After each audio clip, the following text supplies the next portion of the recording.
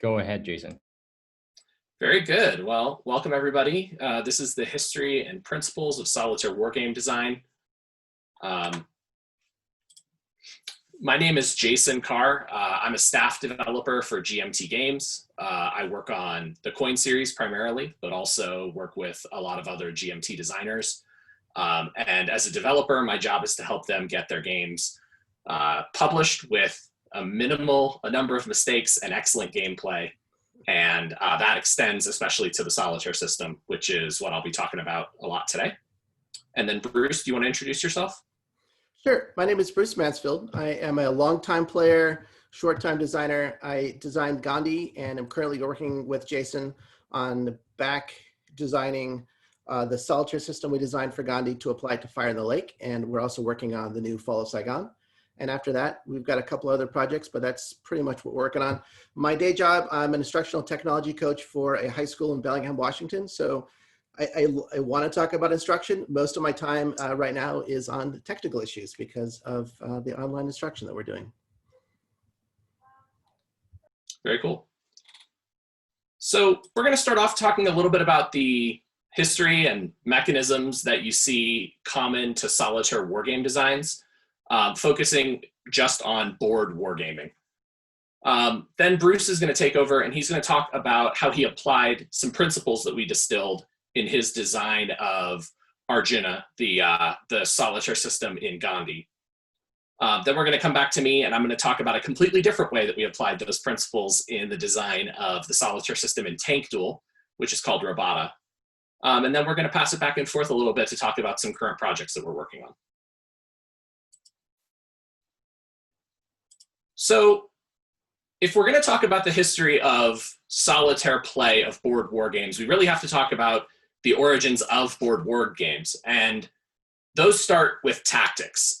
So Tactics and Tactics 2 are acknowledged to be the first commercial war games. Both were designed by Charles S. Roberts, and they were the driving force behind his founding of Avalon Hill, which is probably the best known war game company during the 60s and 70s, and maybe even into the 80s. And these games had no concept of solitaire play. They were simple simulations of a generic war, red versus blue, but they were definitely played solitaire, and they were played in the tried and true tradition of left hand versus right hand. So you try your best to make the best move for each side, and see what happens as you play the game. The game still tells a story. You can still be involved in it. The model can still be interacted with. And in general, this is how people played solitaire for a very long time, and still do today. This is a key thing to understand when we talk about solitaire, is that it has to be, if you put a solitaire system in a game, it has to be better than just playing the game against yourself, or else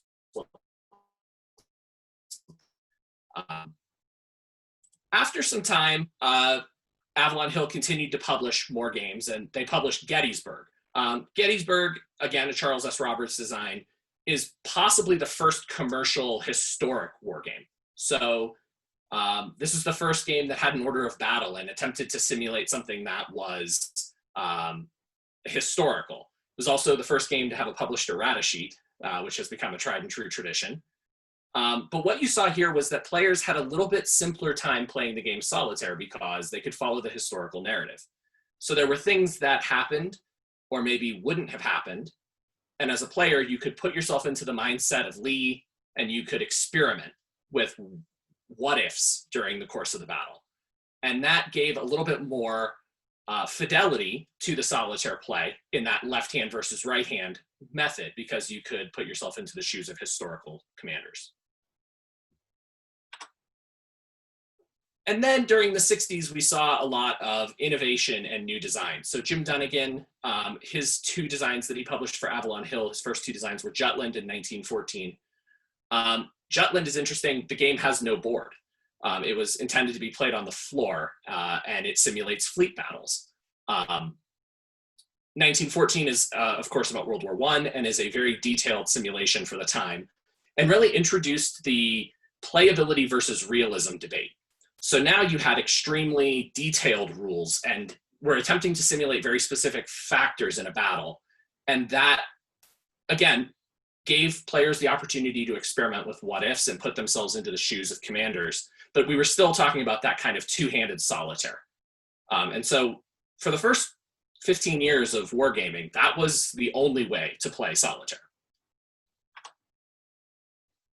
That changed in the early 70s. So Strategy and Tactics was a magazine that was published. It wasn't originally published by Jim Dunnigan and his cohorts, but they took it over and decided to pack a game into every issue. And indeed, if you get Strategy and Tactics now, they still ship games with their magazines. And they were aware that people played these games by themselves, and they wanted to create some experiences that were for a single player. And the first of those was The Fall of Rome, designed by John Young. And it was the first purpose-designed solitaire board war game. It's a mouthful, but this game used procedures to control barbarian armies, and the player played as Rome, trying to defend against these barbarians.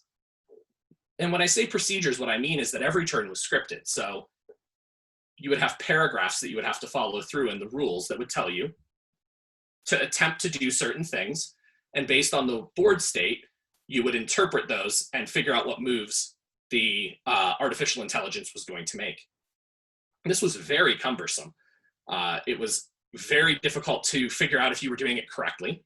But it was the first game that you could play and simulate that was intended to be played by yourself.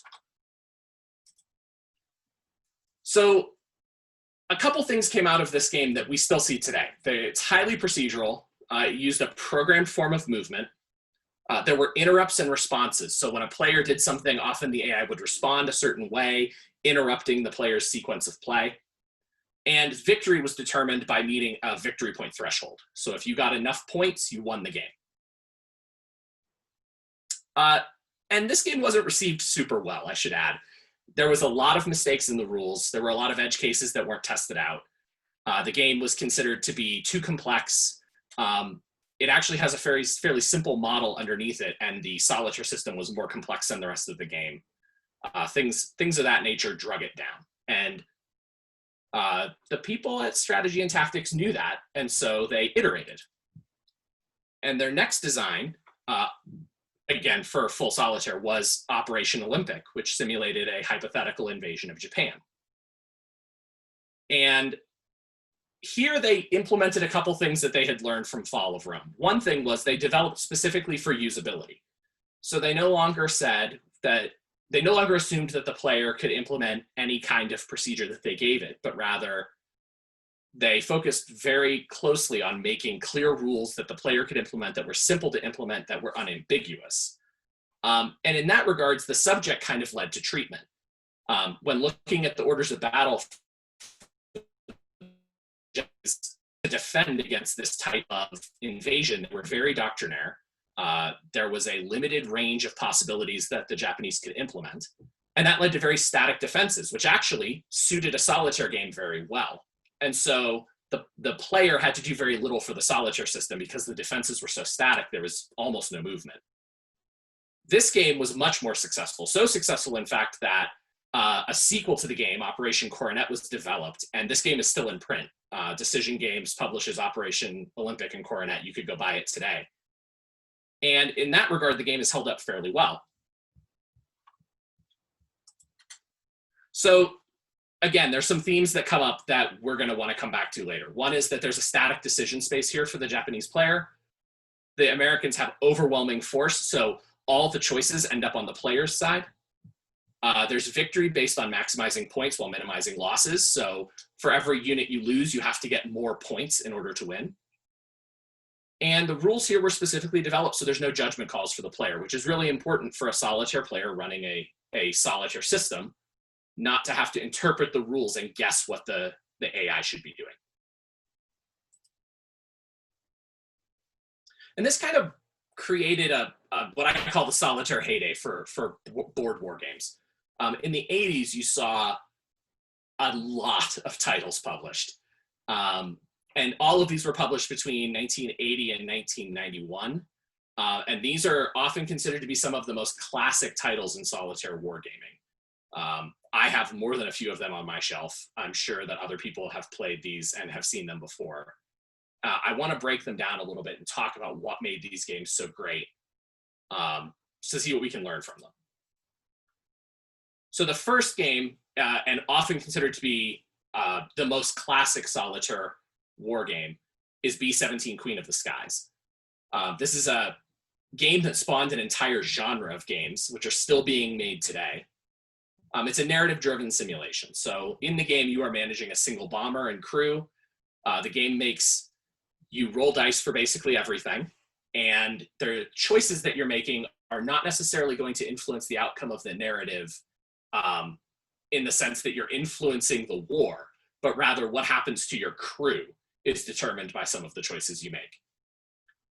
The game is very on rails. You can't decide that you're going to change course and bomb a different target. You can't decide that you're going to break formation except to head home.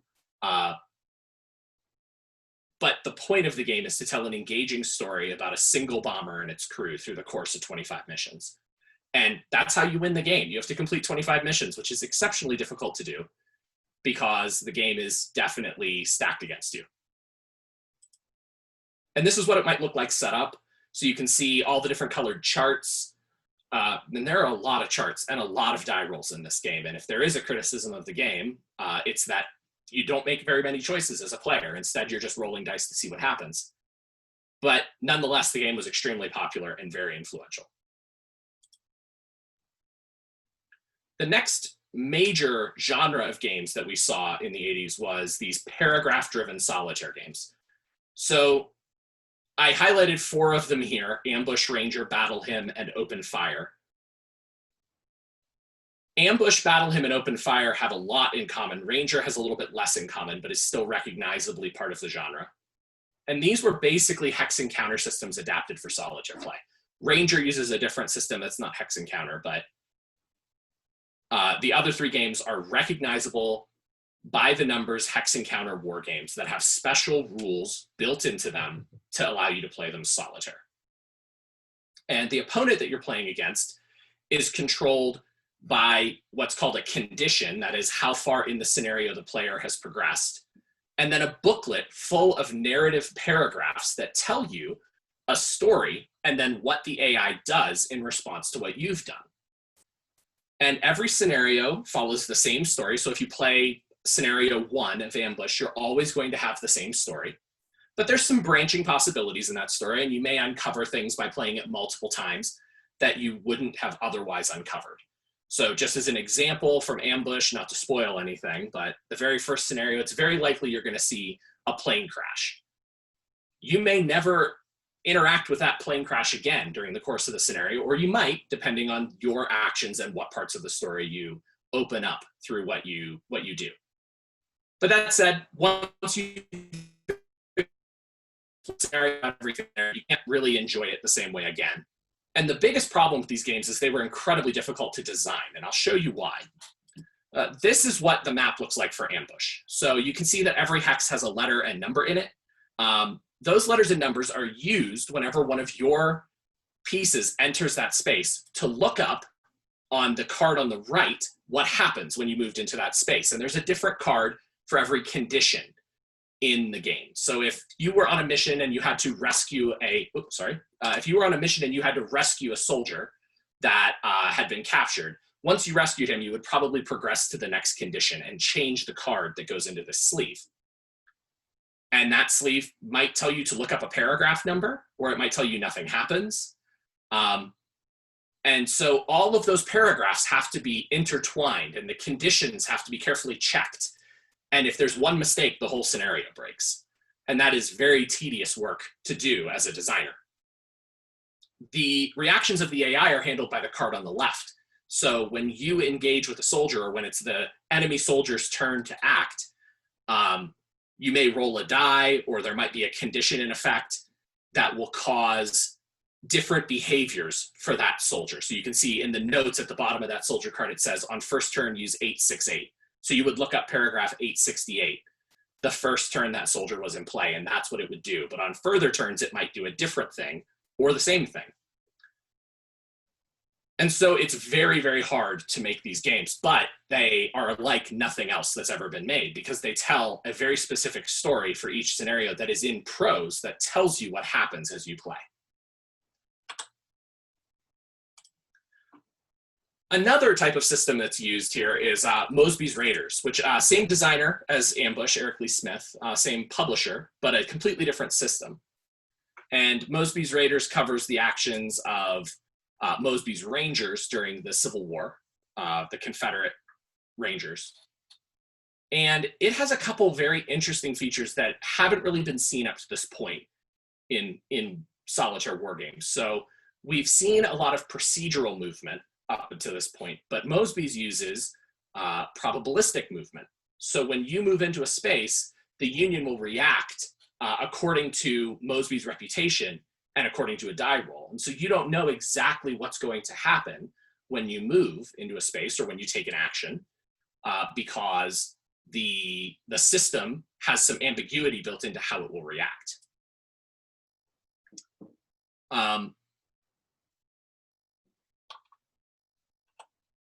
And that is actually something that will come up again later because the ability to look ahead and know exactly what a system will do has burned many a solitaire game designer. You don't want your player to be able to look around the corners. You want them to have to guess at what the probabilities are and make risk-reward calculations as they play. And Mosby's did that very, very well.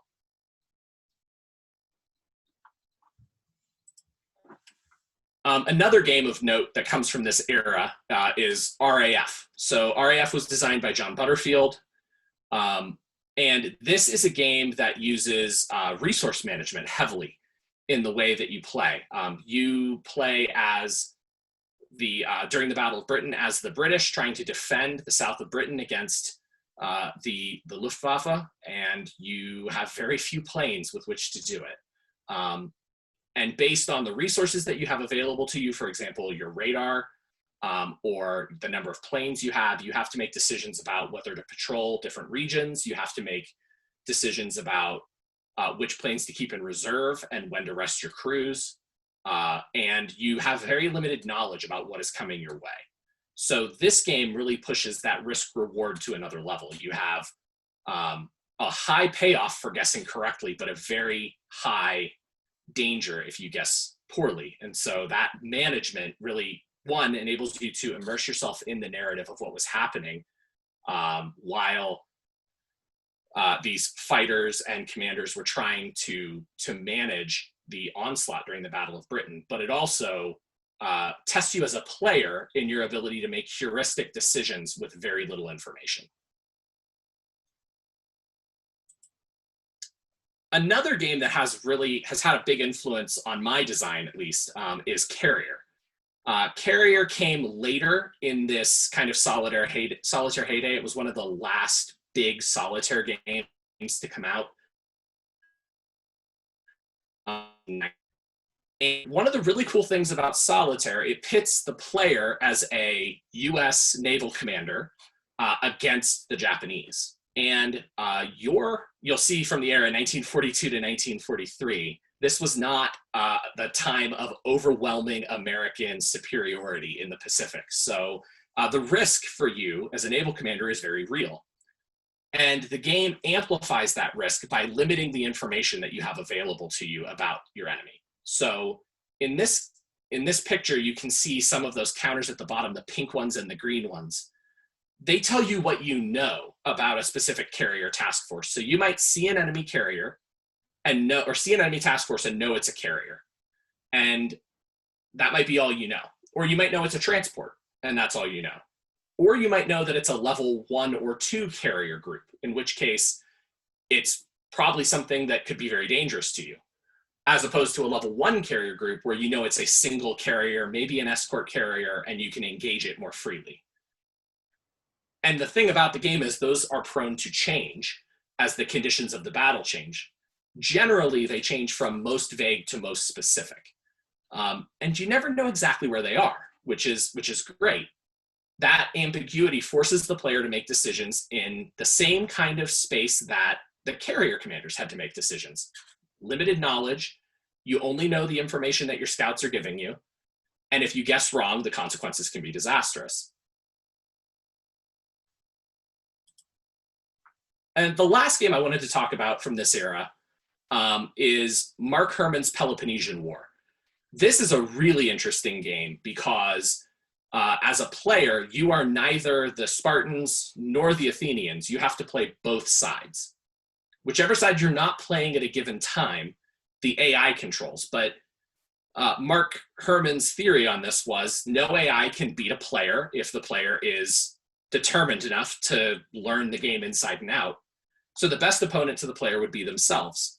So at the end of each turn, you have to check to see if you change sides. And if you do change sides, now you're playing as the losing side, and you have to try to make up ground against yourself, having previously played the other side very well. Not only is that thematic, neither the Spartans nor the Athenians could ever really grind each other down so far that they would have domination. But as a player, there is no better challenge than that. And so this game has been just completely different than anything else we've looked at so far. The AI system is fairly simple. It doesn't ask a lot of the player to run it because it assumes that the player will make up any deficiencies of the AI when they switch sides. This is another game that's in print, by the way. GMT Games reprinted this, I think, last year. And it's a really interesting design. So we kind of hit the end of an era here.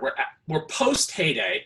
We still see a couple interesting designs happen. One of them is Hornet Leader, Dan Versen's game, published by GMT Games, later published by DVG Games, Dan Versen Games. Hornet Leader is, again, a resource management game, but it's a little bit more like a scenario building game. So as a player, your job is to build strike packages against targets. And you have to put together planes and their ammunition to be able to destroy the target, but also take out any threats to those planes along the way. And you're scored at your success to protecting your own planes and attacking the target. And that limited resource nature of the game, you only have a certain amount of ordnance that you can put in your planes, is combined with not really knowing what the target is defended by. So initially you might know, okay, I'm attacking a fighter sweep, like in this picture. But you don't know exactly what the ground defenses are until after you've armed your planes. And that challenge is, again, that unknown, that heuristic kind of decision-making on very limited information. To kind of bring us down to the end of the era here. So in 1995, Solitaire ASL was published. Solitaire ASL represents kind of the end of this solitaire wargaming journey. This is a tactical level solitaire game. ASL is obviously probably the most popular board war game. It's one of those lifestyle games that you either play or you don't play. And being able to play that solitaire, for a lot of people, there was nothing better. There was no way to top that. And so we kind of saw after Solitaire ASL a fallow period. And I want to talk a little bit about what happened here, because I think there's four major things that contributed to this end of this solitaire game design boom. One is the early 90s. In the early 90s, the economy wasn't what it once was. And you saw consumer spending go down. You also saw Avalon Hill go up for sale. Victory Games closed. So the wargame market contracted, and that led to a dearth of solitaire designs. In that process, or during that same time, you also saw the aging of the wargame market. So one of the trends that we've seen is in the early 90s, a lot of the high schoolers and college age gamers who got into wargaming in the early 80s had families and jobs and couldn't continue to play the way that they had in the 80s. And wargaming kind of hit a pause in the 90s and early 2000s. A lot of those same people are retiring now. And so wargaming is seeing a big boom. And a lot of the games that I just showed you are very hot items on eBay as people scramble to figure out how to get the games they loved as high schoolers and college kids back onto their tables. Another thing that happened was Settlers of Catan came out. Okay, well, 1995, Settlers of Catan, that changed the game, literally, for a lot of people.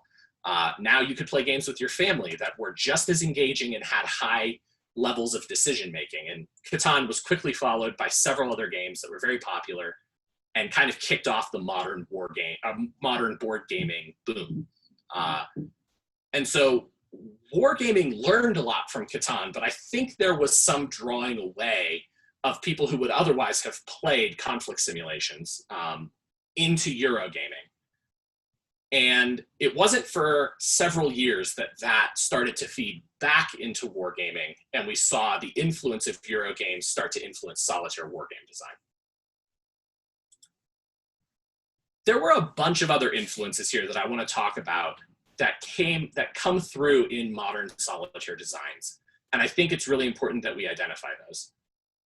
So on the far left here, Barbarian Prince, this was a print and play dungeon crawler that was solitaire and just, it had immense difficulty.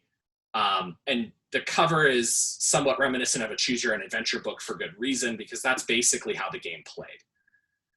Similar, role-playing games were very influential in solitaire design. So in Ambush and in B17, you have a squad or a roster that you are keeping track of your crew in your bomber or your squad in combat. And when they die, they are gone. You have to cross their name out and write a new one. They can be wounded or sent home.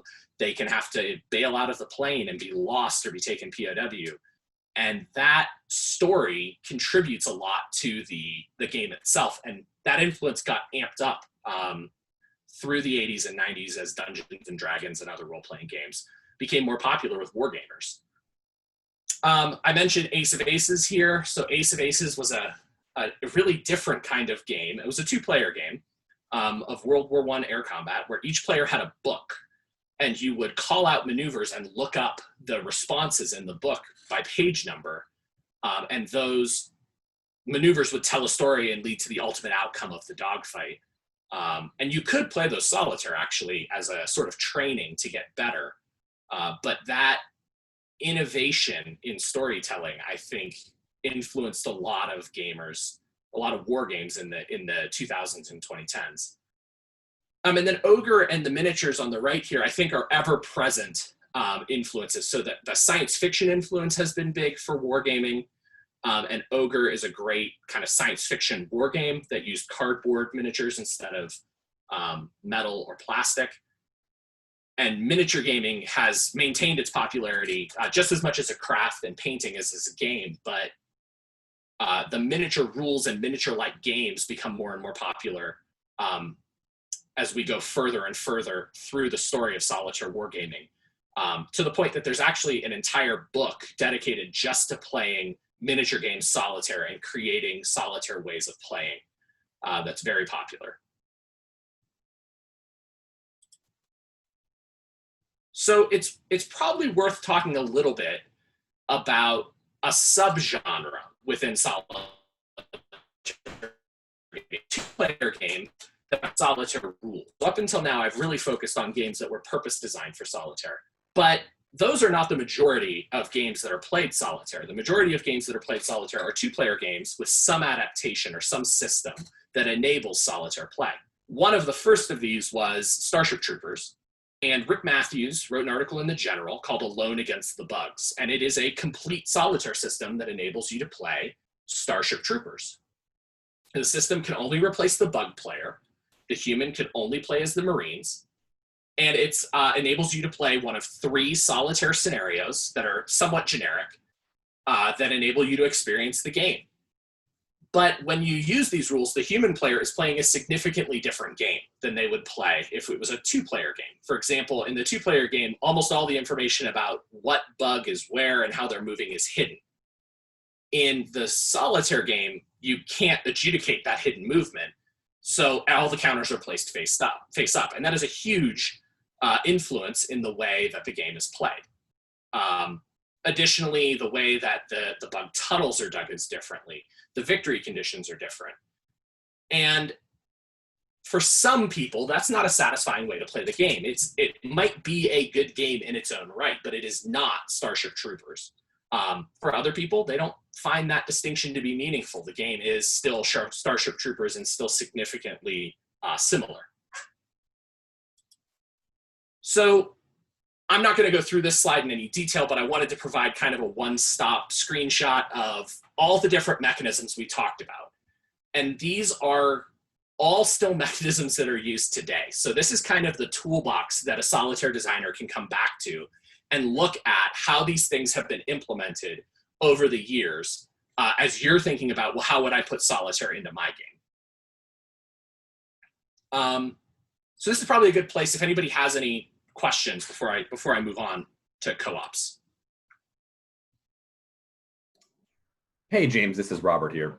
So going through our questions right now, first we have, let's see. It doesn't seem that we have any direct questions at the moment. I'm looking at this conversation between Sebastian and Volko. Yeah, at the moment, I will press on.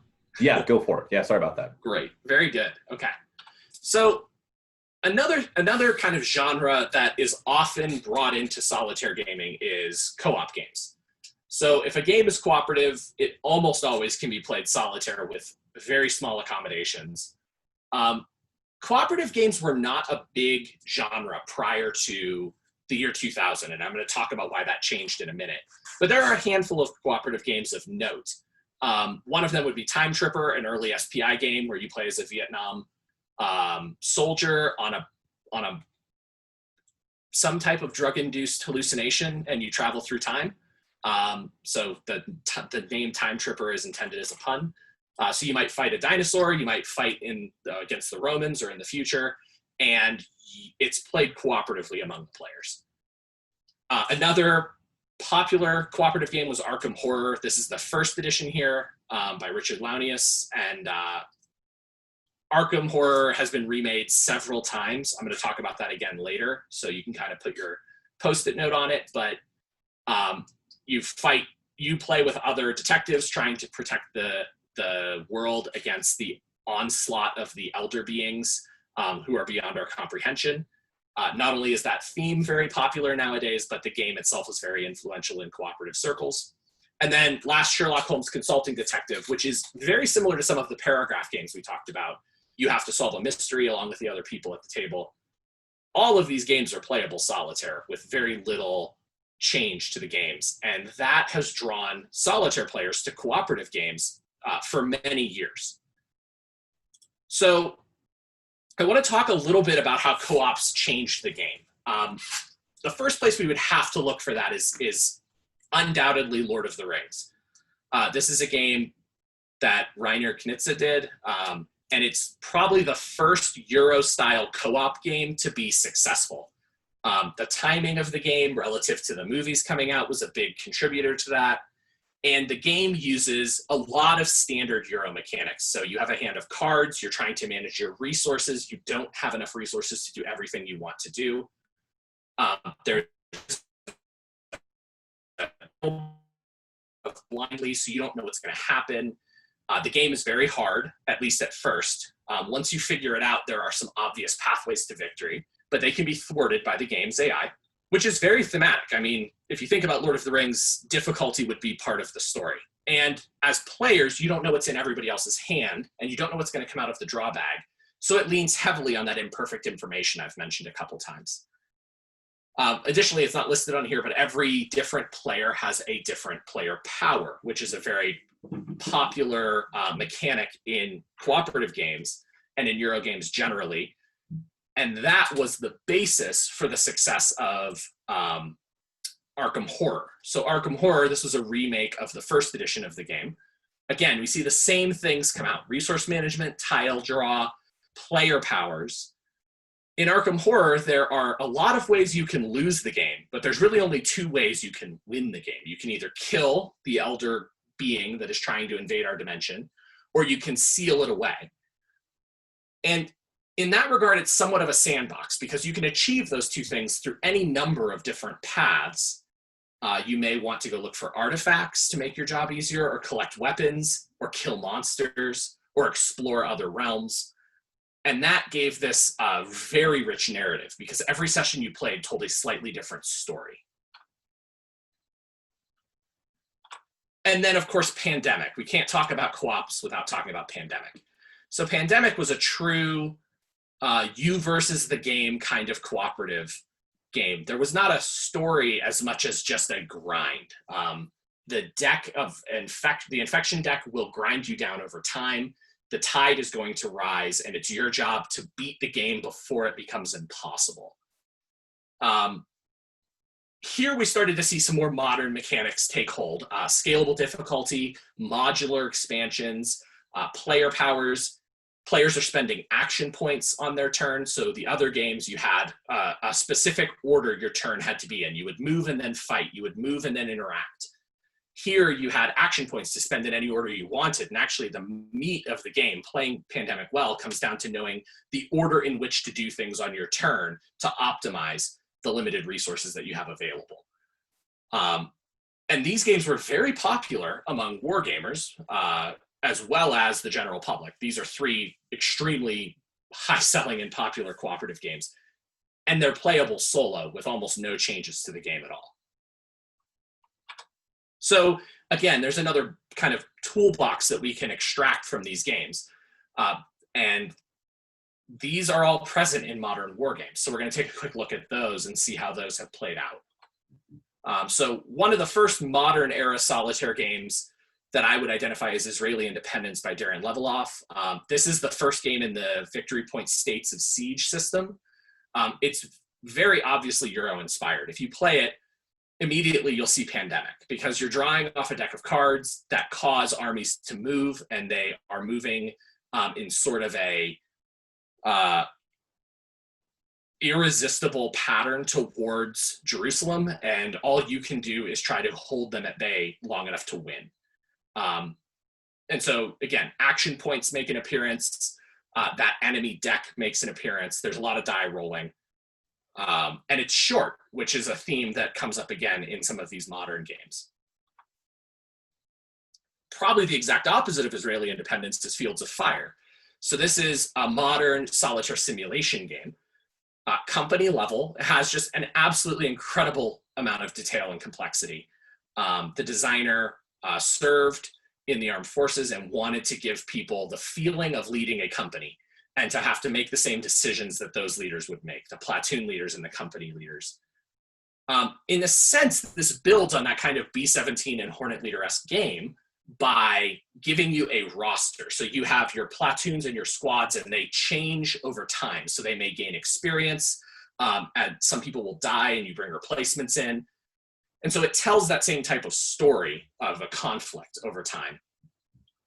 And one of the big innovations of this game is that it uses cards as terrain. So you may be in a fog of war situation where you can't see what the terrain is, or you may have scouted it and know. And then it uses a programmed enemy with random actions specific to that scenario, and actually random enemy draw. So you may just have to pull out of a cup what you're going to end up fighting against. And it might be an MG team or a sniper or squad, and so you don't do that ahead of time, and you are managing the risk of those engagements. I honestly could do an entire 2 hours just on this game alone, so I would recommend people at least take a look at the design. Another modern game that draws from those Euro mechanics is John Butterfield's D-Day at Omaha Beach. Here you have a card-driven opponent. Again, some of the Pandemic similarities will come out there. And you have action points to spend on your turn. They are very limited. And what you are trying to figure out how to do is stop your losses and then take the offensive to the Germans. So you play as the American player. In the tradition of Operation Olympic, there's very little movement on the German side, right? They had static defenses in the face of the American attack on D-Day. And it wasn't until later in the game and later on D-Day that the Germans started their redeployments and reacting. And the game has kind of two phases to allow for that. So during the first phase of the game, there's very minimal German movement and redeployment, and it's very fast for the player to play the AI, which makes it a fantastic solitaire game. Continuing into the modern era, I think Labyrinth might be one of the most important designs we're going to look at. So Labyrinth, The War on Terror by Volko, who's actually here, is a simulation of the War on Terror. It's a card-driven game. And the opponent in the game is driven by a flowchart, actually several flowcharts. And in Labyrinth, the player basically plays the same game as if they had a human opponent. There's a couple small changes, mostly to victory. And the AI, or bot, controls the actions of the jihadist player in this game. The expansion enabled the ability for the player to play either the US or jihadist. And unlike some of the other games we've looked at before, in this case, the solitaire system plays mostly by the rules of the game. So when we were looking at Starship Troopers, in that game, the AI did not follow the same rules as the player. It had a modified sequence of play. It did not interact with the model that the game was presenting at all. Here, the Jihad bot does interact with the model. It will attempt to place plots. It will attempt to shift governance towards Islamist rule. It will attempt to attack and remove, or can't attack and remove, it'll attempt to get out of places where the United States has troops, things like that, that are important parts of good jihadist play as a player. And as far as I can tell, this is the first game in solitaire wargaming that really attempted to implement an artificial intelligence that could play the same game the player was playing with some accommodations. And that ethos and the approach was continued into Volko's next design, E&D and Abyss, where, again, we see a flowchart-driven opponent. The player plays the same game. There's a modification to the victory conditions, and there's one accommodation in the sequence of play to enable the bot to keep up with a player, which is whenever a player would be limited, the bot is not. And this turned out to be a very, very fruitful solitaire design. So this is, of course, volume 1 in the COIN series, published by GMT, which now has 10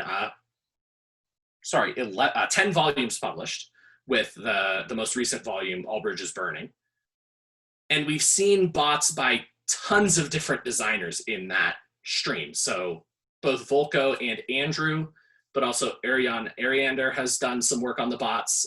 Vez Arponen has done some work on the bots. Joel Toppin, the original developer for this game, published some supplementary materials in C3I. And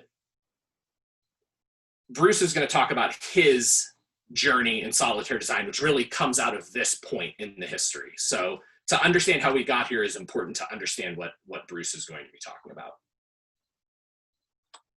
I'll leave you with this kind of last thought on the modern history of solitaire game design. In 2015, Uwe and Günther Eichert came out with Conflict of Heroes Solitaire. This system is a solitaire expansion to a game called Conflict of Heroes, Awakening the Bear. And it's an agent-based artificial intelligence. That is a computer model to model an entire system, not individual units. So when we say agent-based, what we mean is that each unit in the simulation becomes an agent in the larger simulation and considers its actions as part of the emerging effects of all the units that are in the game system. In previous solitaire systems, activating a single unit would generally only consider the effects of that single unit in the way that it acted. What that means is that when you play Conflict of Heroes Solitaire, sometimes the game will act to flush you out or flank you or deny you an avenue of retreat. And that's because the model is capable of thinking about the impacts that other units will have during their activations, not just the impact of the activation of the unit that is acting right now. And so I like to think of this as design for effect, as kind of an approach with rigor.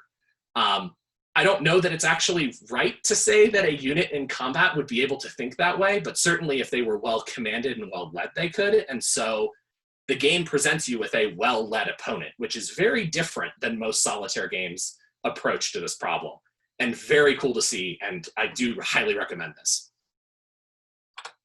So with that, I am done with my part. I'm actually gonna stop sharing. I think this would be a good place for a break, or any questions that anybody has.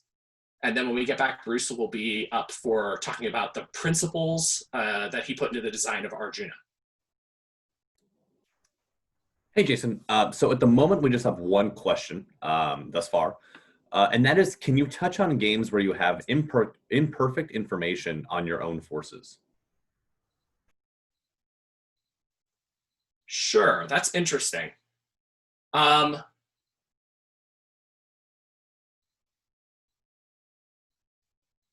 to think of any of the games. I don't think I talked about any games here that have that.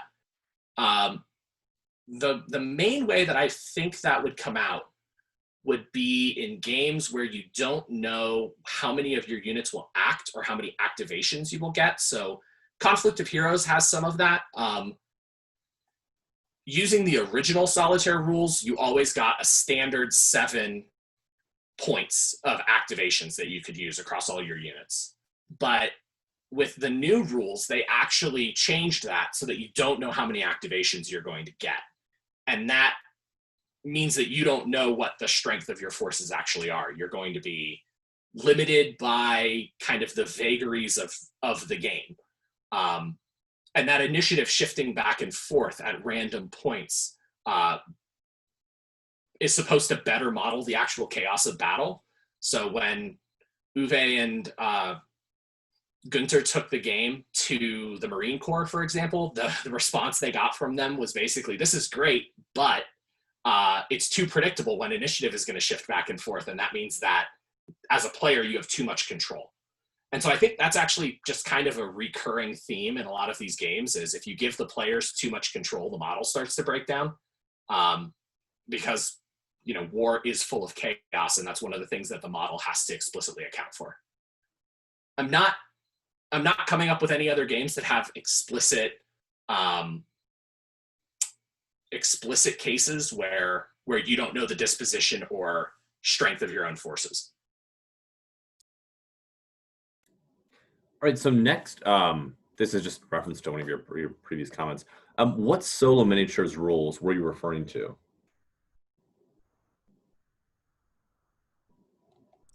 Yeah, I'll have to look that up and maybe after the break I can give a direct reference to it. There's a book that was published, I think in the 90s, that has been republished in several editions that covers just solitaire gaming miniatures. I'll have to go look that up. I don't have the reference handy. Excellent. Yeah, no worries. And next, what is your opinion, or what are your opinions regarding umpire double-blind games? Yeah, I think those are somewhat out of the scope of this particular design history, but I do have one interesting thought on that. So one of the things that's been very hard to do is to design solitaire systems that can handle block games. So I didn't mention this design, but Kurt, I can't remember his last name now, designed Fields of Despair. Bruce, do you know his last name? Do you know? That Keckley. Keckley, thank you. Kurt Keckley's Fields of Despair would be a great design for that. So normally in a block game, your forces are hidden from your opponent. You know what the disposition of your forces are, but they don't. And that's really hard to design a solitaire system for because you can't keep consistent numbers and do all of the math that you would need to do to have an intelligent opponent without revealing them. So in his system, all the blocks for your opponent are revealed, but the actual strength of their attack or defense is not determined until you attack or are attacked. And so that gives you the opportunity to have that kind of blind fog of war in a solitaire game in a very different way than something like Carrier does, while still giving you the experience of playing a block game and manipulating your blocks and playing basically the same game that you would be playing if you had an opponent. So that's probably the closest thing to that kind of double blind game that you're going to find in a solitaire system. It's just very far away from what the typical solitaire experience is. All right, so that seems to be all we have for questions at this moment. So we can take a break here. First of all, thank you, Jason, again for your presentation. We can take a short break here. And then Bruce, you can pick it up on the back end.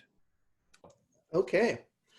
Well, hey everybody, welcome back. I'm going to talk about the design of Arjuna. And that's the new card-based solo system that Jason and I developed for the coin game Gandhi, which is volume 9 of the coin game. And so what I like to do is kind of based on the history and context that Jason talked about, give you a little bit of sense of the design decisions that we made with Arjuna and a little bit about how we're going to take the system and apply it to existing coin games, particularly Fire in the Lake and the upcoming Fall of Saigon, which is the sequel to Fire in the Lake. First of all, I want a little bit about my background as a gamer. I've been playing games since I'm in my mid-40s now, since I was in high school, played a lot in college. I played nearly all the games that Jason brought up in the history section. And I do most of my gaming solitaire anyway. I live in a small city in Northwest Washington. I don't have a gaming group. I'm an introvert. I like to sit in my half-finished basement room with the board game and just geek out for a couple hours. Really interested in mechanics, and I kind of went into the design process thinking about it as a opportunity to think about game mechanics, and then that led to a better understanding of like a larger understanding of what else goes into a game, particularly narrative design. From the get-go, I knew that I would want to try hand at developing a new solitaire system, and was lucky enough to find a really amazing developer in Jason to help me see that vision kind of come through to the end. So what I want to talk to you about is a little bit of the theory that Jason and I kind of developed as we were working on Arjuna, and also thinking about how kind of we're really standing on the shoulders of giants and trying to borrow from all the best solitaire designs that are out there. And it became pretty clear for us that really when we're thinking about solitaire designs for multiplayer games, and we knew that with Gandhi it was going to be the base game was going to be a 4-player multiplayer game, but that the existence of the solitaire system is to allow you to play the game with fewer than 4 people. So I'm not really going to talk a lot about purpose-built solitaire systems. I think that's another talk, but more about how do you build a solitaire system that can effectively play what had initially been designed as a multiplayer game. And as Jason and I talked about the different kinds of systems that designers have developed to solve this problem, we really kind of see these 2 major buckets. So we have systems that are autonoma, and we have systems that are bots. And it was really Jason to help me kind of see the distinction between this, and then listening to a recent Cole Worley interview that he did for a Twilight Imperium focused podcast about 2 weeks ago. Cole said something really interesting on this podcast that a lot of solitaire systems that I put in the automa bucket are really friction machines. And they're designed to make the player's engagement with the game interesting by setting a timer or by reducing resources or somehow messing up or limiting the decision space for the players to make the game just more interesting to interact with. So the 2 examples I pulled out here, Wingspan and Pax Pamir 2nd edition, both have automa bots that you can play, that you can play solo, you can play it multiplayer and have the automa just play and be another player. And they effectively act to make your decisions more interesting by limiting the options that you have. On the other side of the bucket, the other bucket we have are bots. And we think of bots generally as systems that are designed to play the game as it was built for humans, to play the multiplayer game. And the 2 that I pulled out here as examples, one, Andean Abyss, that's the original coin flowchart, in this case for the FARC faction. And then the 2nd edition upgraded bots that Mark Herman worked on for Empire of the Sun. And they are both attempting something that is really difficult, which is to get instructions on a bit of cardboard to play a game that was designed for people. And Cole helps me see that these are really narrative aids. And the narrative that is that these bots are helping to develop is the narrative of the game model itself. Like Autonoma tells stories. I'm not saying that Autonoma aren't narrative engines, but there's a different kind of narrative. And when you're thinking about the way that Jason was talking about the extent to which solitaire systems interact or not with the model of the game, I think roughly we can say Automa play a different game. You get to play the game, the Automa plays a different game. The interaction of that is something new. That it's a different experience than you might get with the multiplayer. But with bots, the goal is to get them to play the multiplayer game much like a human would. And so there are bots that play the game 100%. There are bots that play the game 85% to a lesser degree. And our goal with Arjuna was to be in the bot category. We wanted a system that felt like you were playing against another system, another player. And in order to do that, we needed to come up with a bot system that could interact with the model of the game. In this case, nonviolent insurrection in India. And our bar, the goal was pretty high. I wanted it to feel like you were playing with people when you sat down to play with Arjuna. Either solo and Arjuna ran the 3 other factions, or you had 1 or 2 other friends to play, Gandhi with you, and Arjuna was going to take the other factions. And so as much as possible, I wanted it to feel like you were sitting down with a real opponent, a real person, and you were playing the game as it was designed to be played with multiplayers. And a little bit of a name drop. If you're at a convention and Drew Worley, Cole Worley, Mark Herman, and Mark Simonitz say, you want to play PAX Premier? You say yes. That's the correct answer to that question. In order to do that, we needed to kind of put some constraints on what kind of play we would get from a player so that we could attempt to replicate that with a cardboard system. And in this case, we're looking for kind of 2 different categories or 2 different attributes of players. Players are unpredictable. They do stuff for weird reasons, for reasons that may not make any sense to them. It's not always clear like what a player is going to do. And for me as a longtime coin player, I have all the coin games, I've played them inside and out. I wanted to get a solitaire system that didn't feel like you were playing against a flowchart. And nothing against the flowchart. The flowcharts were a genius design, and the improvements that were made over the years by the subsequent designers have really improved the play level of the flowchart. But when I'm playing a flowchart, I know I'm playing a flowchart. And I wanted to avoid the predictableness of the decision loops that the bot sometimes gets into. I also wanted to stay away from something that was purely random. I mean, after all, we could have made a bot that it placed pieces in random spaces, it moved them to random spaces, it just did random stuff. I don't think that's very interesting, and a bot that would play a coin game at just picking moves at random would not be very fun because it wouldn't be a very strong opponent. So we wanted something that was somewhere in the middle, that it would feel unpredictable but not random.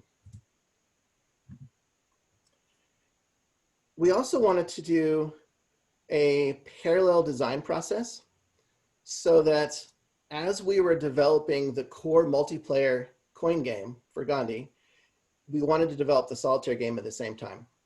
Now, the challenge there was until the core multiplayer game was set, we couldn't work on the solo game because we didn't know what this game the solo player would have to figure out and play. So we did most of the design work for the multiplayer, but we kept the needs of a solitaire player in mind throughout the entire design process. And there were a number of decision points when we were working on the multiplayer game of Gandhi that we ended up pulling mechanics out or modifying mechanics because we wanted to make sure that they would run smoothly with a solitaire player. As an aside, I think it also makes the game work really well four-handed. I mean, you can play Gandhi just by yourself without using the bots and just play all 4 factions. So for instance, that's one reason why there's just a very limited negotiation space within Gandhi. I didn't want to build that in because that really does rely on human players to make that work. And we were also able to, for example, when we wrote the event cards for Gandhi, keep in mind the need of an algorithm-based bot to implement the events. And we wrote the events specifically in mind so that they could be easily enacted by whatever solitaire system we came up with. So here you see some early examples of the PAC for Gandhi and a really early example of the first solitaire system, which was a standard flowchart-based system before we went into card-based bots. So let me talk to you about how we built Arjuna. And what a lot of people see when they look at Arjuna are the cards, and that's in some ways the most visible departure from the flowcharts, but the cards are only one part of the full system.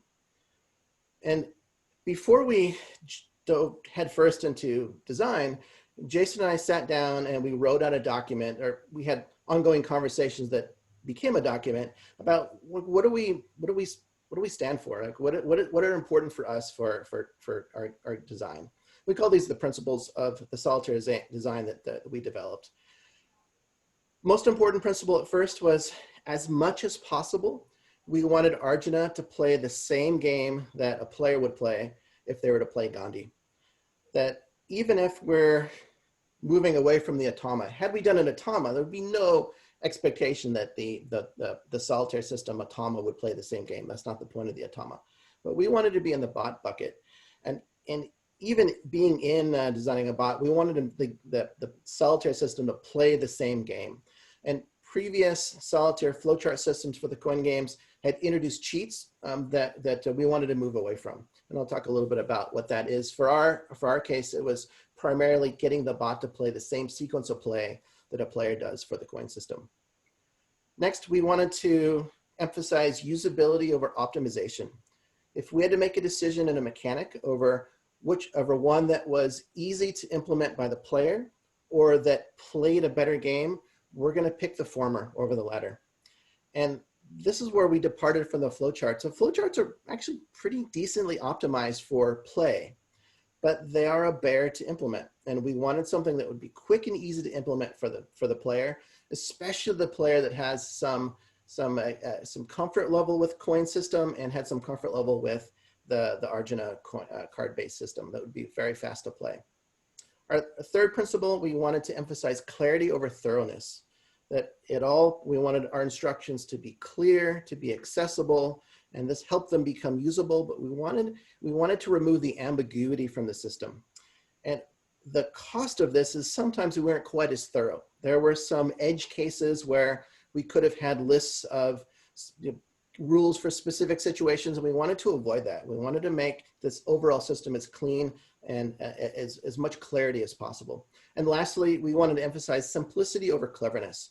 We had a lot of systems that were, in the end, just very clever, merely clever elements that pushed a particular faction in a particular direction, and we ended up removing most of that in favor of simplicity in order to maintain the usability and clarity that we're really going for. For the most part, we were able to get both usability and optimization, but we had to make a decision. We went for the former in each of these cases. But let me give you a little bit of context. These are the existing systems that inspired me to develop Arjuna, and these are absolutely like the building blocks of the system that we developed. Now, Jason mentioned the flowcharts for the jihadist side in Labyrinth. These are a starting spot. There's a clear line of design from these flowcharts or the flowcharts in the coin games. They're both done by Volko, and the existence of the flowchart is kind of an interesting story. And Volko, you can chime in and correct me. But the story I've heard is that Gene Billingsley, the president of GMT, was a little hesitant to publish Labyrinth, worried that putting players in a situation where they had to play the jihadist side would be, there's be some folks that would not be keen to play the jihadist side. And so he asked them, Volko, could you include a flowchart or a bot? Ended up being a flowchart to play the jihadist side. And this is what Volko came up with. What is really interesting about the flowchart is that it, for the most part, it plays very close to the same game that the player does. It certainly is making decisions within a design space in a decision space that is similar to the decisions that a player has to make. The one area where the Labyrinth flowchart departs from the main game is in the hand of cards. And if you play Labyrinth, you'll know that each side has a hand of cards. The jihadist bot just draws cards randomly, and they're implemented in a random order. That plus jihadist events that are on cards that you play as the US player. Let me get this right. No, I flip it around. US events on jihadist card plays don't trigger. They don't help the player. So there's two ways in which the Labyrinth bot departs from the full game, but for the most part, it's definitely within the bot bucket. Clear line from Labyrinth right into Coin. Again, a compelling marketing need to develop a solo system for Coin. In this case, what do you do if you really want to play Indian Abyss and you can't find 3 friends to sit down and game out the history of Colombia in the 1990s? Well, the bots allow you to play with fewer than 4 total players. They also present you with a really interesting solo exercise. And in the original game, the solo game, you played the government faction, and then the bot played the other 3 insurgent factions. Later updates and additions to the Solitaire system have added a government bot, so now you can play any of the factions. The coin flowcharts were really well done. They were so well done that they became the norm for the next, what would be 8, or the next 7 volumes in the coin series. But as a longtime solitaire player, there were some issues with the flowcharts that I wanted to address in Arjuna. One of those is it feels like you're playing against a flowchart. Every time it's the bot's turn, you always start at the upper left decision box. You go from there. You can sometimes get the sense that you're just simply looping through the same set of questions. Where the flowchart spits you out, it may be different from turn to turn, but you always get the sense that, well, okay, the first couple questions that you're answering with the flowchart always tend to be kind of the same. It reminds you that you're not playing against a person, that you're playing against a piece of cardboard. So those were our kind of building blocks. And then we started looking about for elements and mechanics in other solitaire systems that we could borrow and that we could implement into Arjuna. One that I was particularly excited about was a solution to a really knotty problem of space selection.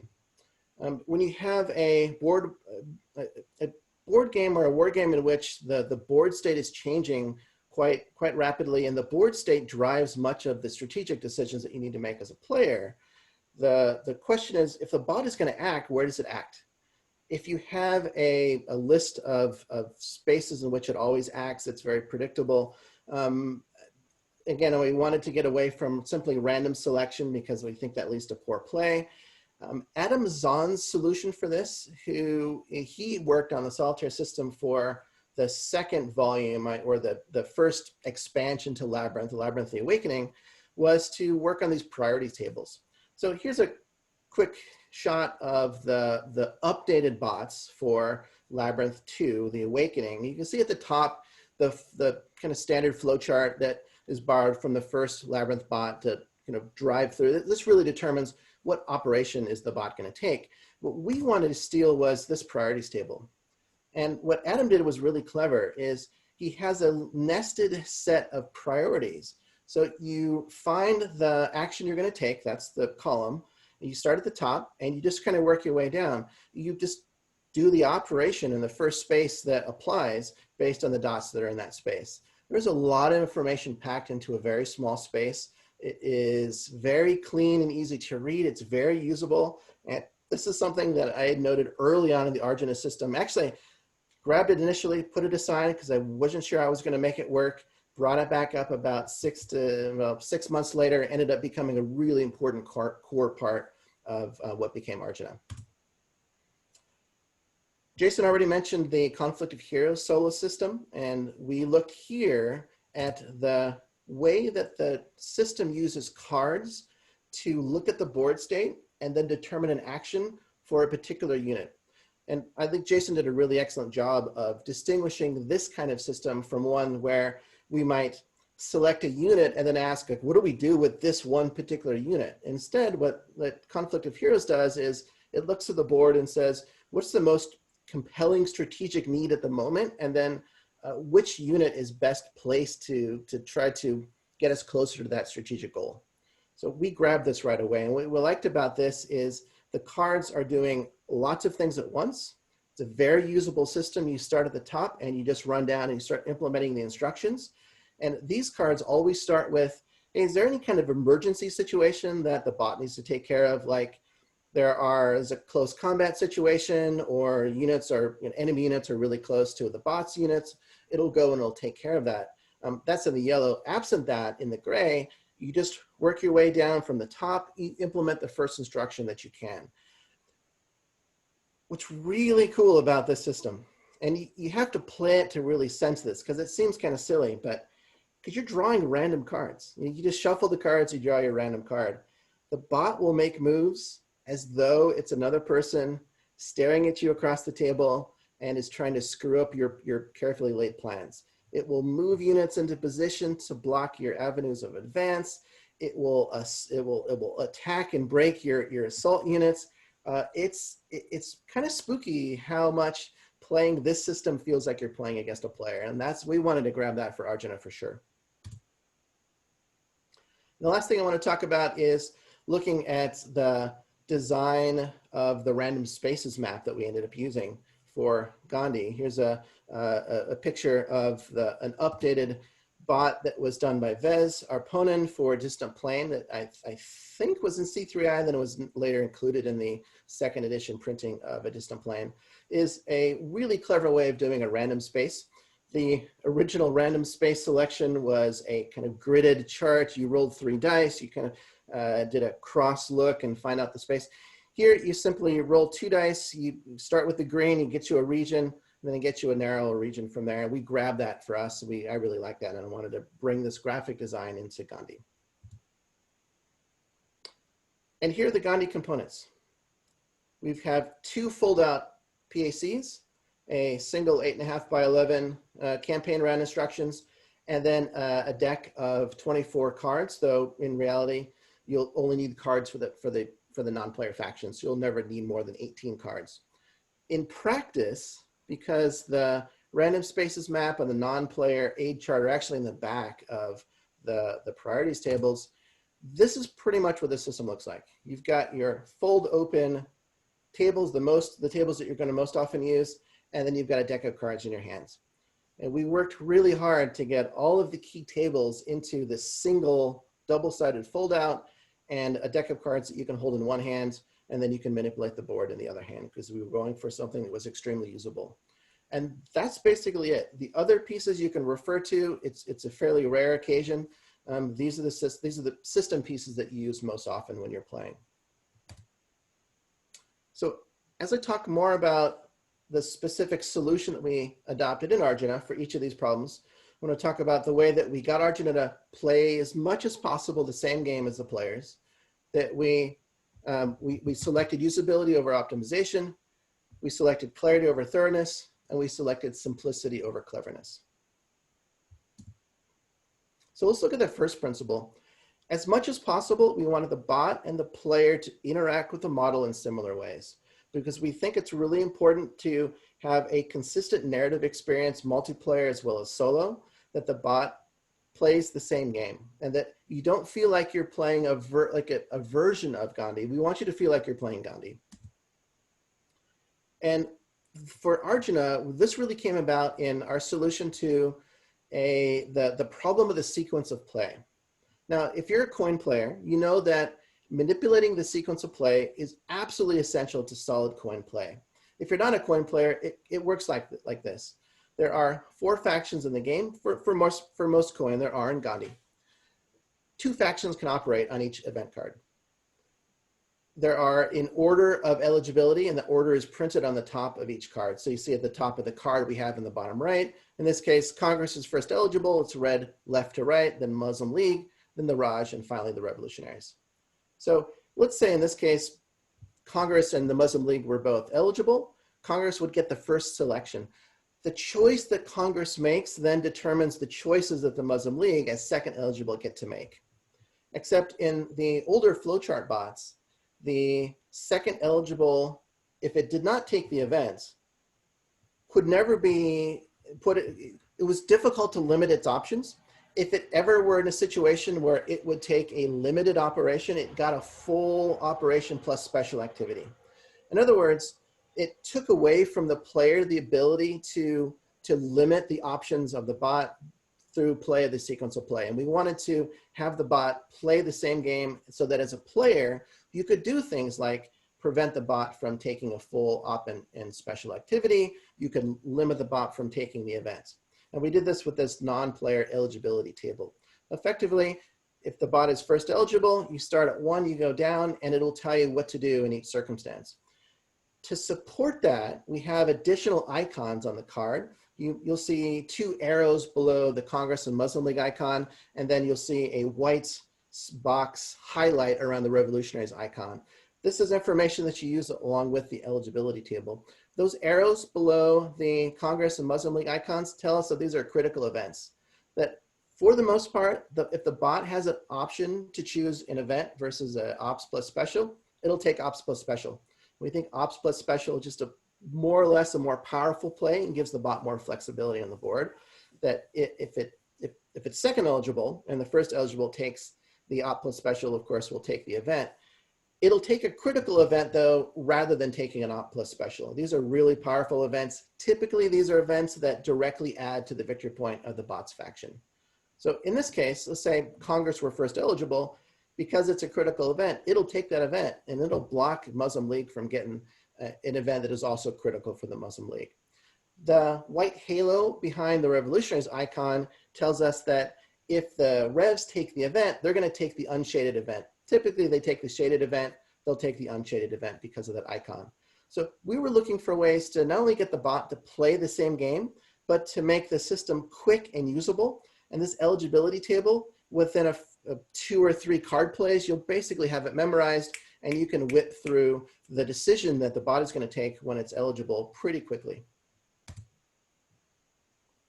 The other thing that we wanted to do is make sure that the bot took the full range of operations and special activities. And there's one exception: the Raj bot, the British bot, will never take the operation that lets it move around the railway system. And there's a reason for that. Other than that, the bot is open to the full range of ops and special activities that a player could take. And because of the way that the ops are selected, and that's based on the draw of the Arjuna card that you just randomly pick for the bot when it's his turn, you never quite know just what the bot is going to do.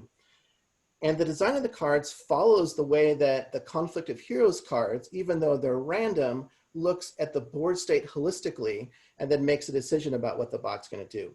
And the way that we set this up is by making the card design fairly consistent. So you always start on, the cards are double-sided. There's a double-lettered back side that also has instructions. You always start on the front side. You always start with that first blue question box. And those question boxes are always a yes/no question. And if it's the answer is yes, then you're gonna use this card. Like this card is gonna determine the instructions for the bot. And then you just follow the green arrow to the next question and so forth. The little flip icon tells you that if you have a no answer for the next blue box, you flip it over and you follow the directions on the back. Because you always start with the blue box questions and they're always a yes/no question, it makes it really quick to run through the system and then to figure out what it is the bot is going to do. And all of these cards are designed with specific strategic goals in mind. So look at, say, card E, that's for the British Raj. What it's looking there is it a really dangerous spot where the Muslim League and the Indian National Congress have bumped up opposition? Like, does it have to tamp down opposition? Does it have to essentially make a play against one of its opponent factions? So it's looking for that. So that's any 2 pop spaces of active opposition, that's a dangerous space. If that's true, then the ops and special on this card are going to be designed to try to pull back one of the nonviolent factions. And then it goes through the process that way. Once you arrive at the operation that the bot is going to take, it's a simple process of implementing the bot instructions from the top down. You might see a red check mark. That is sort of a conditional check first. So again, on card E for the British, if they selected assault, we check to see whether Wavell is the viceroy. If he is, it adds some additional capabilities for the British, and then they get to go and do their assault. Now, the thing that we did with the cards is all you're doing with the card is you're answering the question, what action is the bot going to take? What op and special are they going to select in this case? We're not addressing where is the bot going to operate, which pieces is it going to target, what order is it going to select the spaces. We've offloaded those decisions to different parts of the system. So when you're looking at a card, all you have to worry about is what the heck is the bot going to do? Now, there is one area where we don't let the bot play the game, and this is with the Ares resources. And it's been a very interesting for me to see how the resource solution that Arjuna adopted has been in some ways misinterpreted by folks online who are commenting about this. A lot of people see this as a cheat to make the bot stronger because we just worry about the bot being too weak. And it is a cheat in a way, but it's really done more to take an unfair advantage away from the player. And this came from years of experience playing the previous COIN flowcharts where the bots do use their resources. And I would quite frequently see the flowchart bots spend all the resources, get to 1 or 2 resources. And at that point, I knew I had the bot because I could run the map and do kind of whatever I want. The bot had no ability to respond to my actions. And not only that, I knew the bot was going to pass in the next round. And so I had an unfair advantage. I could game the system. And it wasn't very fun to play against a bot that spent all of its resources. So instead, what we did is we built in this activation number system. And the way it works is like this. So look at the revolutionary card, card Z. The icon at the top is the die with the number 2, a 2 die. So you do an operation with the bot in one space, and then you roll a die. If you roll greater than 2, then the bot will continue operating in another space. If you roll a 2 or a 1, the bot is done. In other words, you don't know exactly how many spaces the bot is going to operate in, and you can never be sure that the bot is ever out of resources and therefore unable to react to your own plays because it doesn't have resources, it's not thinking like that. And the more I thought about it, the more I realized that resource management makes a lot of sense for players because of the way that players have to look at the strategic goals, look at the board state, look at the resources, and then make some choices. And a good designer will give you, say, 6 things you have to accomplish and enough resources to maybe do 2 or 3 of those. And then that decision becomes part of the gameplay. But the bots are not making decisions like that. And we thought that the overhead necessary to enable the bot to mimic or to replicate limited resource decision-making was simply not worth it. That we realized the effect of having an opponent player having resources is that they can threaten your position, and you have to account for your opponent's following moves. And if the bot runs out of resources, there are no following moves, and you can game the system. So this allowed us to solve that problem, and it also allowed us to remove, frankly, a lot of overhead as a player running the bot. You don't have to worry about tracking resources for the bot. You just go ahead and you play it with the die roll. You might see an R in the British Raj card. This has to do just with the way that Gandhi works. There's a restraint track. That's what the R stands for. So effectively, as restraint drops over time in the game, the British bot is more likely to operate in more spaces, which does mimic the way that a player Raj would. You expect them to operate in more spaces as the cost of those operations for the player decreases over time. All right, let's get to principle number 2. As much as possible, we want the bot to be quick and easy to implement. It should not be a burden. It should not take undue time to make the bot's moves, particularly if you're playing solitaire and you've got 3 other factions to run. So one way we did this is to really clean, and a lot of time was spent on getting the ergonomics of the game set. And I got to give credit. This came from Jerry White, who is an amazing solitaire and game designer. We were at GMT West. Jason, I don't know what this was. I think it was the fall of 2016. And we were sitting around late at night, and we had an early version of Arjuna on the left here, which was some cards for selecting ops, and then kind of a flowchart based card that you would look at. And Jerry's looking at this, and we're talking about it, and he says, this is pretty cool. Could you get everything on the cards? And I thought he was joking. I've been hacking at this thing for 6 months. I couldn't figure out how he was going to get everything onto the cards. But Jerry gave us a really cool idea. So I came back home, bashed at it for a couple more weeks, and then it finally hit me I was trying to get the cards to do everything. But if we separate out the space selection from the op selection on the cards, then we can do that. So I credit Jerry White for helping me come up with this idea for making the system really, really clean. And what we do when we're playing and when we're testing it is you've got your double fold out for the space priorities and the move priorities for the bot.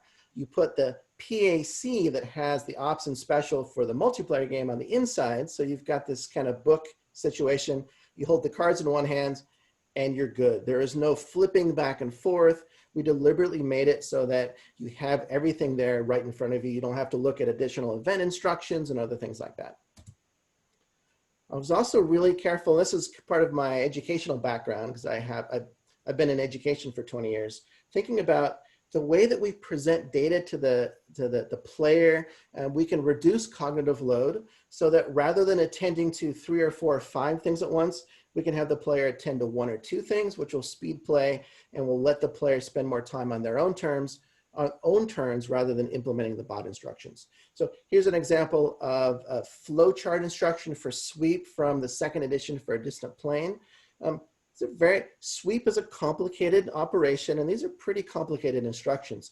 To implement this, I have to at the same time be thinking about keeping sufficient forces in origin spaces, selecting appropriate destination spaces, selecting the pieces to move to those destination spaces, making sure that I'm also accounting for some of the tiebreaker conditions that are in this box. Whereas with Arjuna, you pull out a card, all you're looking for is, what's the bot going to do? If you select rally, in that case, all I have to do is implement the first instruction, which is select spaces. Okay, I know I'm going to rally.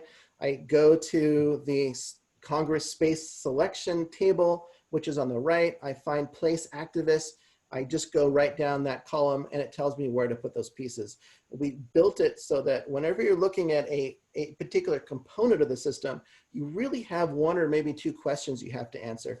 The most complicated part is the space selection, but we try to reduce ambiguity in that process as much as possible so that you can find your space and you can put the piece down pretty quickly.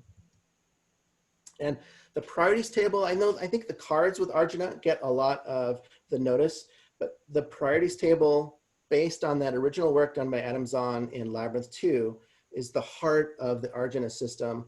And this is where probably 80% of our effort and work went into building these tables.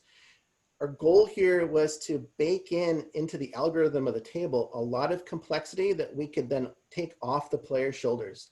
So one of our design goals with usability was to avoid conditional statements. We didn't want to have statements like, do this op if the Raj could add control in 4 or more population. We don't want the player to have to go look at the board and say, well, is it possible to add 4 pop? And how do I do that? And there may be 25 different combos of moves. We just keep it really simple. So the way we do that is we don't have space selection based on an operation per se, but based on the action that the operation, the outcome of the operation. So anything that shifts toward opposition, that could be the non-cooperation operation for Congress, it could be an event, it could be a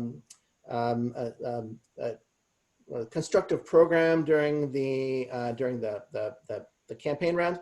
You just use the shift to opposition column. Anything that puts pieces on the board, place pieces. Anything where you have to remove pieces, it's the remove column. So again, this clarifies for the player based on the action, which row you're looking at.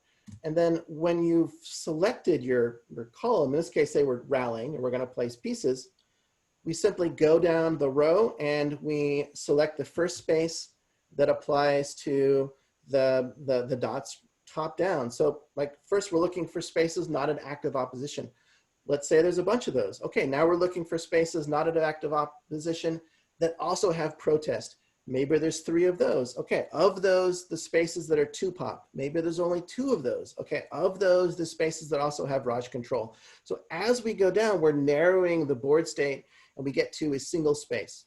If we need to, we can select at random, but honestly, we have a random spaces chart. We basically don't need it because the space selection tables work pretty well to narrow down selection to 1 space.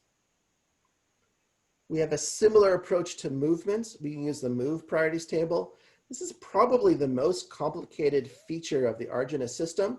But again, as you were looking at the space selection, you figure out who's doing the action. In this case, we'll say it's the British Raj. So you can only focus on the British Raj column And it's set up so that if you sort of just go down the instructions, if there's a dot, implement the instructions. It'll tell you to keep pieces in certain spaces, in the origin spaces. It'll tell you to move other pieces outward. And this is our attempt to streamline the movement process, because that is one of the more complicated ops for the bot to implement. And then lastly, we have this, we call this the adversary priorities in Gandhi. We later realized that was probably an inaccurate title, so we're calling it the pieces priorities now for follow-up systems. This one table is the order in which the bot selects pieces to remove. So if it's, say, a British Raj assault, they can take off active guerrillas and activists. You just go down the list and you find what they're gonna target. So you see here, if Gandhi were in the space, they would target Gandhi first. If Gandhi were not in the space, they would go down to 7, target the player faction. You skip over the pieces that can't be affected by the action. This is anytime you're going to remove an adversary's piece, you look at the table. So this is whether it's via event, via an operation, special activity, it's the same table. Principle 3, we want the bot materials to be clear and easy to follow. We spent a lot of time on the card design to really get the card design clear. And we wanted the card design to be consistent among any of the factions. So like I noticed or mentioned before, the first blue box is always a yes/no question. Yes always follows the green arrow, no always follows the red arrow. You don't have to spend any time reading it and thinking, oh, is this the one that goes in the other direction? It's consistent across. The second blue box, which is often right below the first blue box, but not always, that is, are we gonna stay on side A? Are we gonna flip to side AA? Just flip it over, and that's all it is. So again, consistency in that question. The operations boxes are consistent card to card. So if you know how to do rally in card S, and you pull up card T, and card T directs you to rally, the directions are going to be consistent there. So you don't have to relearn the cards, and you get a flow. And the same with the special activities. The way the special activities work is we just have a nested priority set in the box. You try to implement special activity A. If you can't, do special activity B. If you can't do that, do activity C. If you can't do that, then just don't implement a special activity. We're also really intentional about our color design, but we also have icons available for folks that have difficulty distinguishing between colors, particularly red and green. So we always use the faction icon in the upper left corner. We always have the front side of the card as a single letter, the back side is a double letter. We use the same icons for discarding the card to draw a new one, for flipping the card over, and there's always a stop sign at the end when you get to the end of the instructions for that particular card. Again, once you get used to the system, it's very quick to implement because it's so consistent and intentional. And principle 4, as much as possible, we wanted the bot designed to be simple and elegant. So we cut out a lot of stuff that was really cool, but that's all it was. It was just merely cool. And if it was merely cool, we wanted to cut it out. I also wanted to cut out anything that took you out of the system and sent you to a different sheet out away from the space and movement priorities and the cards. I wanted to keep those pieces central. So most of, if not, I think all of the previous COIN flowchart designs have these rather complicated event instructions. And these tell you if the bot is going to implement event X, it'll tell you how to do that. And I wanted to get rid of the event instructions. So Gandhi has no event instructions because A, we rewrote the events to make them unambiguous for the bot, and B, the existing system tells you how to implement the events. So for example, you might, let's say it's a revolutionary spot, they draw the event, they're gonna take the event, either flip all guerrillas, says the event in India, underground, or add up to 4 guerrillas to Muslim spaces. So in this case, the bot's gotta make a decision. Does it flip guerrillas underground, or does it add guerrillas to Muslim spaces? Well, in this case, we go right to the space selection priorities. Place guerrillas is a column, so as go underground. Place guerrillas is to the left of go underground, so it's going to take place guerrillas. We don't have to put additional instructions on the event. It's built into the priorities chart, and the priorities chart will tell you in which spaces, well, in this case, which Muslim spaces will the bot put those pieces. So we have designed it so that we don't need additional event instructions, and this speeds play. There is an additional chart that tells you the kinds of actions that bots will take. And essentially, if it's not on this, this effective event table, the bot won't take it. Again, this is one of those charts where once you've played it for a few cards, it becomes second nature. And effectively, the bot will do anything that helps its side. And those are, that's defined here in this table. We also were really careful about the language that we used. We wanted the fewest words necessary to get the idea across.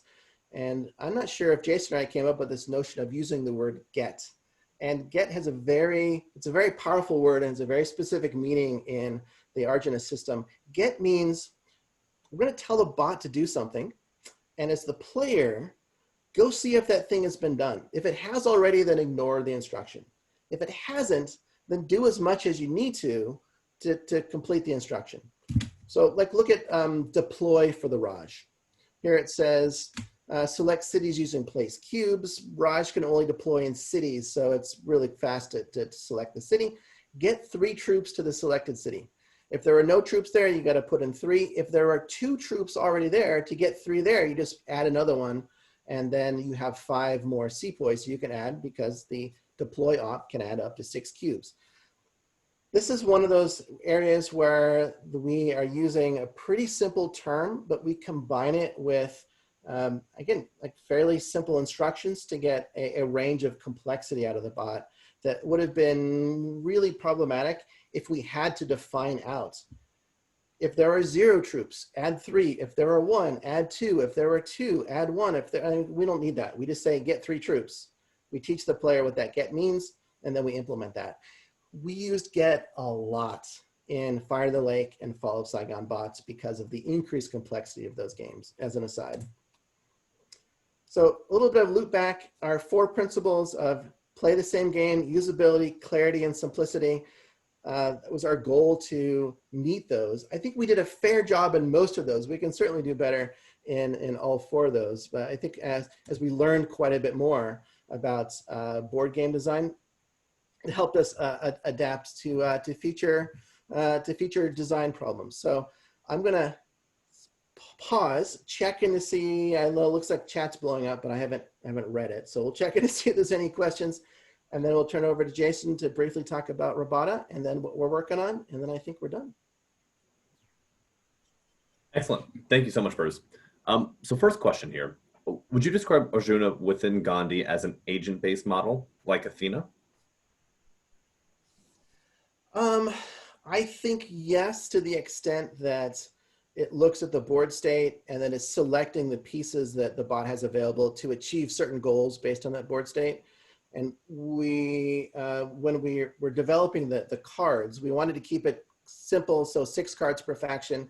We first identified roughly 6 broad strategic goals that the bot would be sort of looking at the board state and asking itself, am I in a position to meet goal 1? If not, then we put the card at the bottom, we hit goal 2, whatever the card pops up. And that in some ways, it's like the flow chart where you're sort of going through, like, is the board state ready for this particular action? But we enter that flow chart at different states because we randomly select those cards. Perfect, thank you. And so next, what was one of the most difficult challenges in developing the system? Oh my God. There were a lot of challenges. Could it be done? You know, the flowchart system had been around for so long and had been modified and adapted that we didn't know if this was worth the efforts going into it. And I think we've proven that it is. I think the difficult thing was getting the bot to work in a variety of situations. So we wanted it to, so you could pick up you could play any faction solo, and the same bot would play the other 3 factions in whatever combination you selected. It would play it if it was the only bot and there were 3 human players, if it was 2 and 2. We also needed the bot to sort of adapt itself to the changes in the board state and the narrative of the game over time, because the beginning of the game is very different than the end of the game. And that was also a challenge. I think the biggest thing actually was making sure that the space priorities tables did what we wanted them to do and not what we thought they were going to do. And I don't have a programming background. I know Jason does. And I think that helped quite a bit to try to look at the way that the instructions that we were encoding into those tables, that they resulted in the kind of behavior. And I found, and programmers probably know this, but often like the opposite of what I thought was necessary is what was necessary, because I had the order wrong. And so it was a lot of learning and how to write those algorithms. And I think we got better with the system we developed for Fire in the Lake and for Fall of Saigon. So, but we will see as those get released.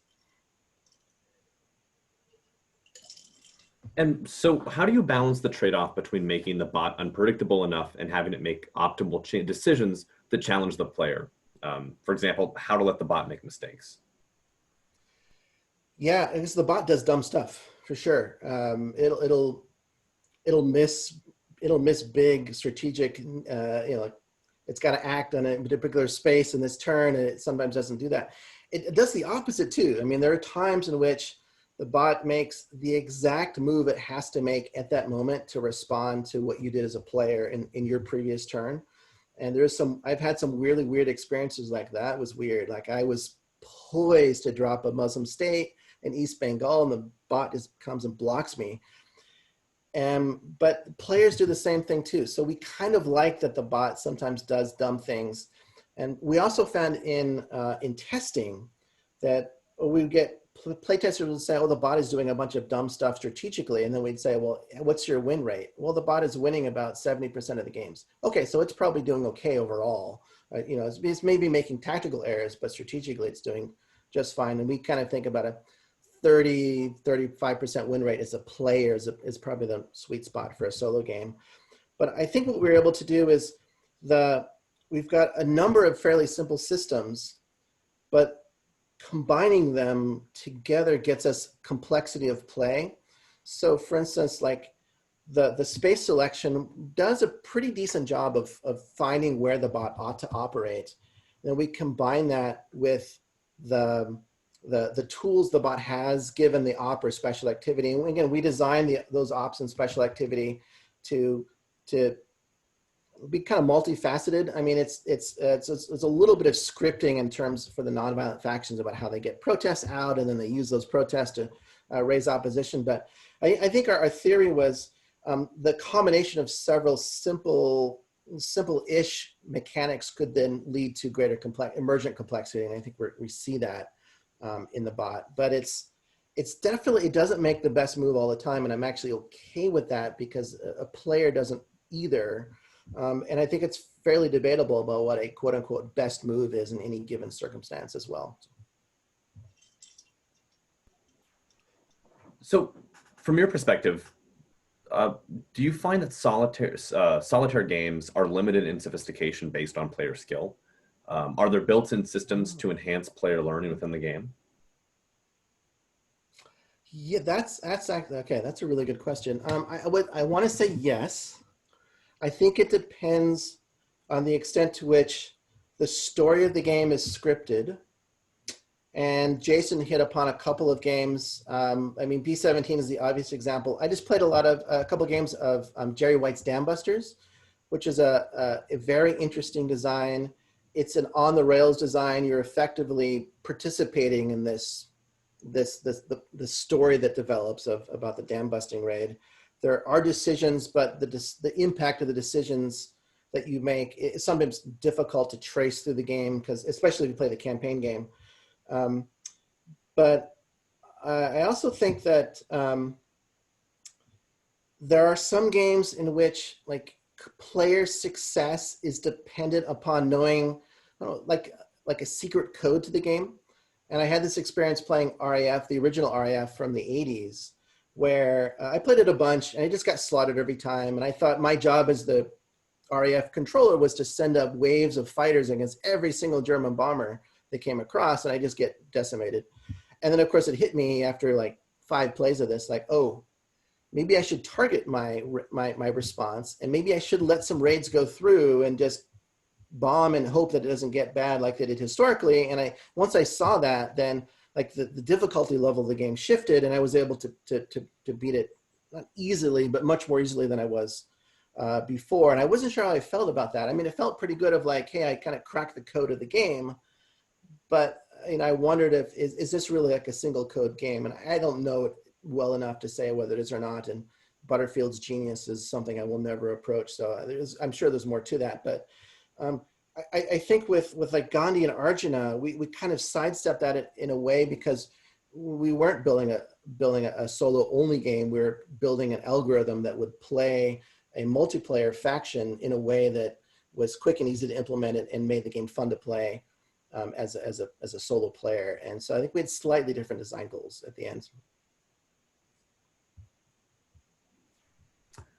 So another question here. How do you see new emerging technologies affecting solitaire analog gaming, if any?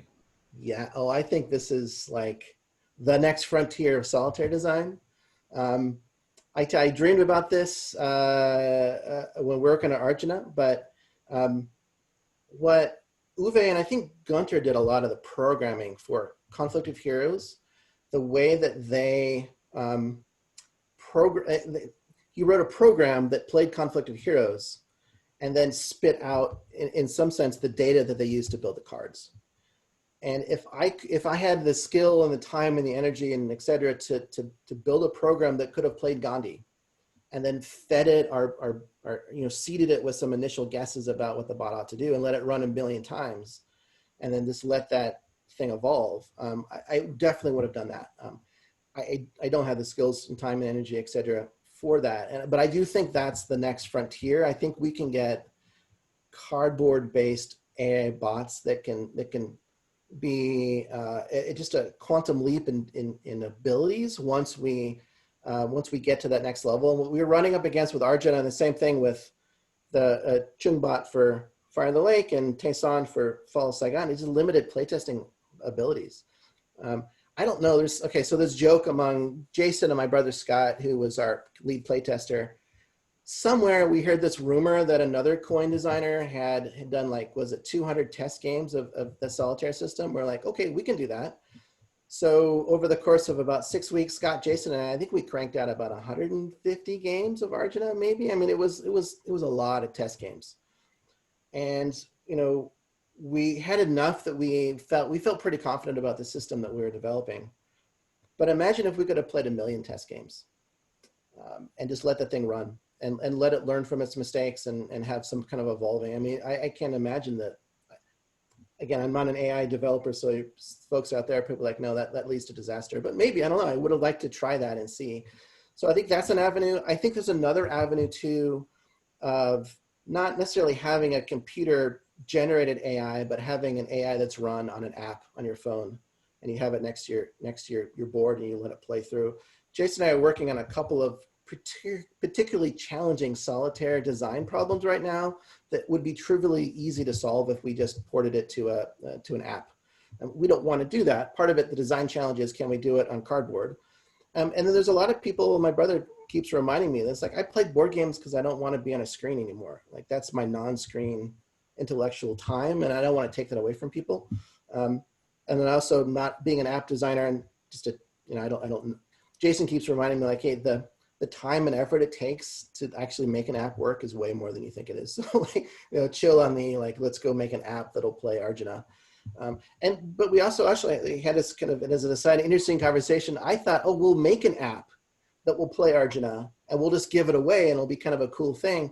And as we started thinking about what that would, the interface that we would need for that for your phone, it actually turned out the cardboard system was cleaner, faster to implement, and easier to use than it would have been on the phone. So in that case, I think we'd optimize for cardboard. But I'm very excited about the next generation, and I definitely think computers can offer us improvements to existing design that we've never seen before. And I'm actually pretty excited to see next generation of designers go in that direction. Bruce, you hit on something that I think is really key, which is that there's a big difference between designing a bot for a game that has been released and played and balanced and is in a second edition, like Fire in the Lake, and where that the player interactions are solid and the game is balanced. When we were working on Gandhi, we didn't have that information. And so I think I think if we were to do a second edition of the game, we would make some changes to Arjuna and change the way that the Congress faction especially plays, to try to balance the game a little bit more.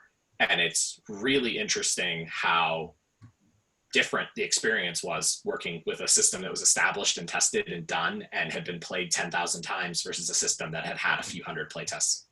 Yeah. And we could call upon people. We've had this conversation, like what does an amazing Fire the Lake player know that a mediocre player just doesn't get? We couldn't do that with Gandhi. I mean, we were good at Gandhi, but I don't know if I was good at Gandhi or I just knew how it was supposed to play. This is like, I think Rachel Simmons says, I don't play my own games. I give them to play testers, they test them, and I think she's onto something with that. But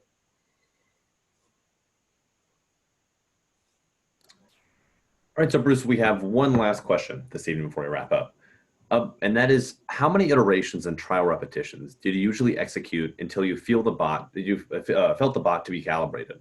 Did you use some computer simulations to help you? Didn't use computer simulations, but we used a lot of Vassal just for fast iteration. I don't know how many versions of the game. I would probably 50, 80 different versions, Jason. I mean, part of it's my and this drives Jason crazy, but I just iterate constantly. And probably it's just probably my experience as a teacher. I'll iterate from class to class because I want to make improvements for the next group of kids coming in. And so there were definitely times in the design of Gandhi where Jason would say, okay, we got some feedback from playtesters and here's the things you got to address. And I'm like, oh, I took care of that 2 weeks ago because I saw the issue, and he would get upset with me. I mean, understandably so. So it's not, he was doing his job as a developer. But I mean, it was pretty constant, I think. And I think Jason can tell you more, but we spent, I want to say 10 weeks really focused on Arjuna. And I probably spent 4 to 5 hours a day on that every day, just bashing it out. It's very true. I did want to say we didn't use any computer simulation to help, but we did use statistical models, especially for the resources. So each one of those activation numbers that you're rolling against has a statistically likely number of spaces that it's going to select. And then we were able to look at the standard deviation and know what kind of the long tail of outcomes look like for that particular activation number. And those are very intentionally chosen to model the way that resources might be spent throughout a game. And so Arjuna doesn't track exactly with how a player might use resources for reasons that Bruce outlined before. It's not primarily a cheat.